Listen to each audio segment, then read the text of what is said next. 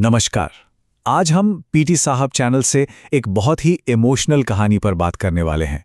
एक ऐसी कहानी जो हमें सोचने पर मजबूर करती है कि क्या सच में मौके का सिर्फ एक पल किसी की जिंदगी को हमेशा हमेशा के लिए बदल सकता है।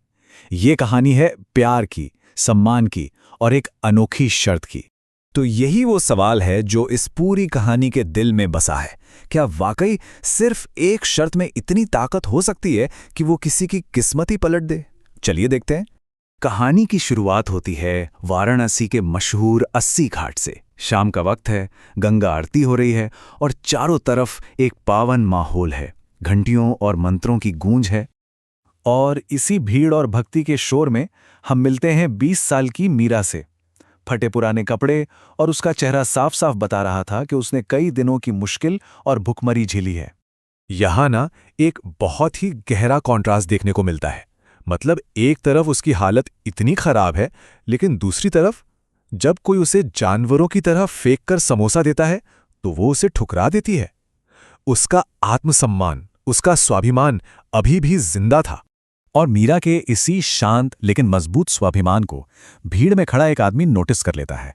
ये थे आदित्य प्रताप सिंह, जो एक हेरिटेज रेस्टोरेंट के मालिक थे। देखिए, आदित्य ने उसे पैसे नहीं दिए। उसने मीरा के सामने एक चॉइस रखी, एक विकल्प, एक ऐसी शर्त रखी जो खैरात नहीं बल्कि अपने रेस्टोरेंट में मेहनत करके इज्जत से जीने का एक मौका दे रही थी। और बस यहीं पर कहानी का सबसे बड़ा टर्निंग पॉइंट आता है। मीरा भीख मांगने के जाने पहचाने अपमान को छोड़कर काम करने का मुश्किल लेकिन सम्मान भरा रास्ता चुन लेती है। और इसी फैसले के साथ मीरा पहुंचती है रूहानी रसोई, मसालों और खुशबुओं की एक ऐसी दुनिया जिसके बारे में उसने कभी सोचा भी नहीं था। सब कुछ एकदम नया था उसके लिए। किचन में उसका सफर सिर्फ काम करने का नहीं था, ये तो उसकी छुपी हुई काबिलियत का कमाल था। वो बर्तन धोने वाली से कब किचन की जान बन गई पता ही नहीं चला। उसमें एक अलग ही हुनर था।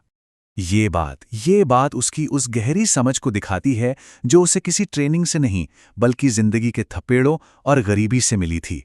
उसे खाने की कीमत पता थी।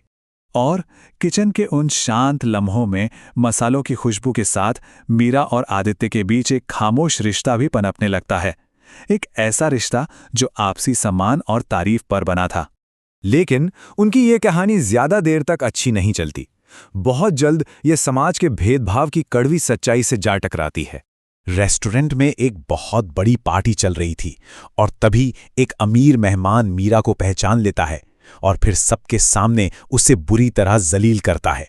पर सबसे बड़ा अपमान, सबसे गहरी चोट उसे किसी अजनबी से नहीं बल्कि आदित्य की अपनी मां सुमित्रा देवी के हाथों मिलती है।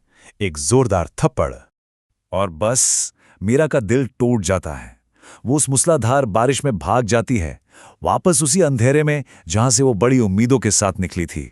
जब आदित्य को पूरी सच्चाई का पता चलता है तो वो अपने ही घर में मौजूद इस भेदभाव और घमंड का सामना करने का फैसला करता है। शायद जिंदगी में पहली बार वो अपनी मां के खिलाफ खड़ा होता है। वो खोखली परंपराओं के ऊपर इंसानियत को चुनता है। वो साफ साफ कह देता है कि मीरा इस रसोई की देवी थी। फिर वो उस तूफानी बारिश में गाड़ी लेकर निकल पड़ता है। वो पागलपन की हद तक पूरे वाराणसी का कोना कोना छान मारता है और आखिर में वो उसे वहीं मिलती है जहां ये सब कुछ शुरू हुआ था, 80 घाट की सीढ़ियां पर। वो उसे अपना कोट पहनाता है और समाज की परवाह किए बना अपने दिल की बात कह देता है। वो उससे पूछता है, क्या तुम मुझसे शादी करोगी? उनका मिलना ये सिर्फ दो लोगों का मिलना नहीं था, ये एक नए अध्याय की शुरुआत थी। एक ऐसी मिसाल जो सिर्फ उनके लिए नहीं बल्कि कई और लोगों के लिए एक उम्मीद बनी। देखिए, उनकी कामयाबी सिर्फ उनके रेस्टोरेंट तक नहीं रुकी, वो एक मिसाल बन गए और उन्होंने अपना घर नाम से एक फाउंडेशन शुरू किया ताकि बेसहारा बच्चों को भी वही मौका मिल सके जो कभी मीरा को मिला था। सालों बाद एक अवार्ड फंक्शन में मीरा, जो अब एक कामयाब और आत्मविश्वासी महिला है, दुनिया के सामने प्यार को लेकर अपना नजरिया रखती है। वो कहती है कि प्यार अंधा नहीं होता, बल्कि प्यार तो वो नजर है जो फटे कपड़ों के अंदर छिपे इंसान को देख लेती है। तो कुल मिलाकर इस कहानी से हमें क्या सीखने को मिलता है? कुछ बहुत जरूरी सबक कि हालात कभी भी बदल सकते हैं। सच्चा प्यार इंसान का किरदार देखता है, उसका पहनावा या क्लास नहीं। और कभी-कभी भरोसे का एक छोटा सा कदम किसी भी खैरात से कहीं ज्यादा ताकतवर होता है। और अंत में ये कहानी हमें एक बहुत ही ज़रूरी सवाल के साथ छोड़ जाती है। जब भी हम किसी ज़रूरतमंद से नज़रें फेर लेते हैं, तो क्या पता हम अनजाने में किसी खोए हुए हीरे को नज़रअंदाज कर रहे हों।